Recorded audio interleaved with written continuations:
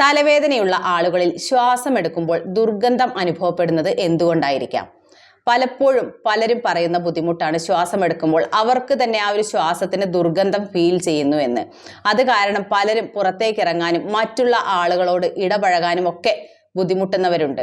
കാരണം അവർക്കറിയാം അവരനുഭവിക്കുന്ന പോലെ തന്നെ ഈ ഒരു ബുദ്ധിമുട്ട് മറ്റുള്ളവർക്കും ഫീൽ ചെയ്യും എന്നത്. എന്തുകൊണ്ടായിരിക്കാം ഇതിന് കാരണം? സൈനസൈറ്റിസ് അഥവാ നീർക്കെട്ടുള്ള ആളുകളുടെ പ്രധാന പ്രശ്നമാണ് പോസ്റ്റ് നേസൽ ഡ്രിപ്പിംഗ്. അതായത് എപ്പോഴും തൊണ്ടയിലൂടെ ഇങ്ങനെ കഫം ഇറങ്ങി വന്നുകൊണ്ടിരിക്കും. പലപ്പോഴും ഈ ഒരു കഫത്തിന്റെ പഴക്കത്തിനനുസരിച്ചോ അതല്ലെങ്കിൽ ഇതിൽ ബാക്ടീരിയൽ ഇൻഫെക്ഷനോ ഫംഗൽ ഇൻഫെക്ഷനോ വരുന്നതിനനുസരിച്ച് ഈ കഫത്തിന് കളർ വ്യത്യാസം അതുപോലെ തന്നെ സ്മെൽ വ്യത്യാസം ഒക്കെ വരാറുണ്ട്.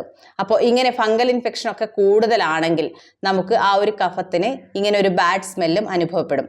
അപ്പോൾ എല്ലാ സമയവും ഈ ഒരു കഫം ഇങ്ങനെ ഇറങ്ങി വന്നുകൊണ്ടിരിക്കുമ്പോൾ ആൾക്കാർക്ക് ശ്വാസമെടുക്കുമ്പോൾ ആ ഒരു ദുർഗന്ധം ഫീൽ ചെയ്യും. അത് മാത്രമല്ല തൊട്ടടുത്തുള്ള ആൾക്കാർക്കും ഒരുപക്ഷെ ആ ഒരു ബാഡ് ബ്രെത്ത് ഫീൽ ചെയ്യാറുണ്ട്.